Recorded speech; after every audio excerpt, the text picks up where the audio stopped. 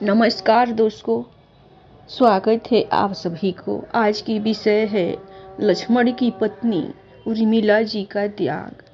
भगवान श्री राम को 14 वर्ष का वनवास हुआ तो उनकी पत्नी माँ सीता ने भी संघर्ष वनवास स्वीकार कर लिया, परंतु बचपन से ही बड़े भाई की सेवा में रहने वाले लक्ष्मण जी कैसे राम जी से दूर हो जाते।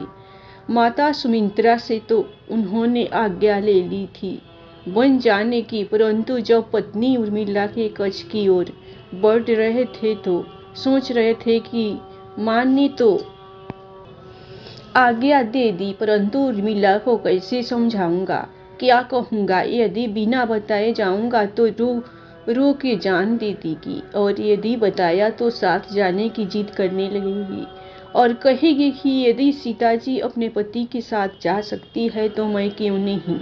यही सोच विचार करके लक्ष्मण जी जैसे ही अपने कच्छ में पहुंचे तो देखा कि उर्मिला जी आरती का थाल लेके खड़ी थी और बोली, आप मेरी चिंता छोड़ प्रभु की सेवा में वन को जाओ। मैं आपको नहीं रोकूंगी, मेरे कारण आपकी सेवा में कोई बाधा न आए, इसलिए साथ जाने की जिद भी नहीं करूंगी। लक्ष्मण जी को कहने में संकोच हो रहा था, परंतु उनके कुछ कहने से पहले ही उर्मिला जी ने उन्हें संकोच से बाहर निकाल दिया। वास्तव में यही पत्नी का धर्म है। पति संकोच में पड़े उससे पहले ही पत्नी उसके मन की बात जानकर उसे संकोच से बाहर कर दे। पत्नी का इतना त्याग और प्रेम देखकर लक्ष्मण जी भी रो पड़े।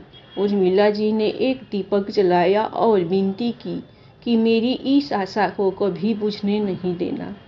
लक्ष्मण जी तो चले गए, परंतु 14 वर्ष तक उर्मिला जी ने एक तपस्विनी की भांति कठोर तप की। वन में भैया भाभी की सेवा में लक्ष्मण जी कभी सोए नहीं, परंतु उर्मिला ने भी अपने महलों के द्वार कभी बंद नहीं किए और सारी रात जाग जाग कर उस दीपक की लौ को बुझने नहीं दिया। मेघनाथ से युद्ध करते हुए जो लक्ष्मण को शक्ति लग जाती है और हनुमान जी उनके लिए संजीवनी का पहाड़ लेके लौट रहे होते हैं तो बीच में अयोध्या भरत जी उन्हें राक्षस समझकर बाण मारते हैं और हनुमान जी गिर जाते हैं। तब हनुमान जी सारा वृतांत सुनाते हैं कि सीता जी को रावण ले गया, लक्ष्मण जी मूर्छित है। यह सुनते ही कौशल्या जी कहती है कि राम को कहना कि लक्ष्मण के बिना अयोध्या में पैर भी मत रखना, राम वन में ही रहे। माता सुमित्रा कहती है कि राम से कहना कि कोई बात नहीं, अभी शत्रुघ्न है, मैं उसे भेज दूंगी। मेरे दोनों पुत्र राम सेवा के लिए ही तो जन्मे हैं।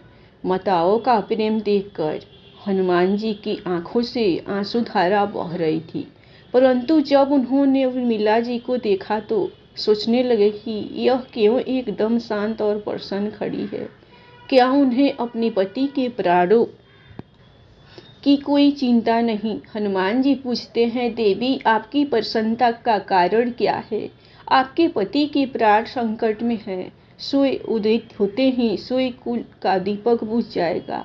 उर्मिला जी का उत्तर सुनकर तीनों लोगों का कोई भी प्राणी उनकी वंदना किए बिना नहीं रह पाएगा। वे बोली, मेरा दीपक संकट में नहीं है, वो बुझ ही नहीं सकता।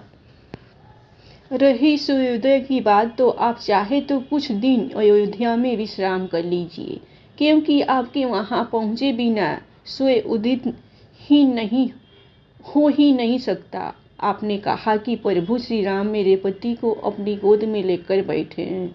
जो जोगेश्वर राम की गोदी में लेटा हो काल उससे छू भी नहीं सकता। यह तो दोनों लीला कर रहे हैं।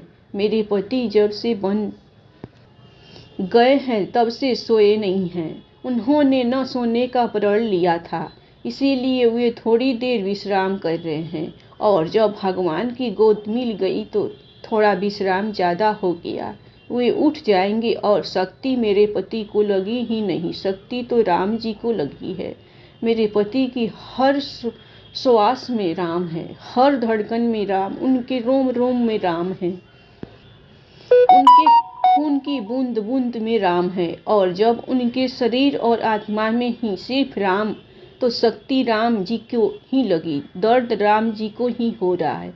इसीलिए हनुमान जी आप निश्चित होके जाए, सूर्य उदित नहीं होगा। वास्तव में सूर्य में भी इतनी ताकत नहीं थी कि लक्ष्मण जी के जागने से पहले वो उदित हो जाते। एक पतिव्रता तपस्विनी का तप उनके सामने खड़ा था और मेघनाथ को भी लक्ष्मण जी ने नहीं, अयोध्या में बैठी एक तपस्विनी उर्मिला ने मारा।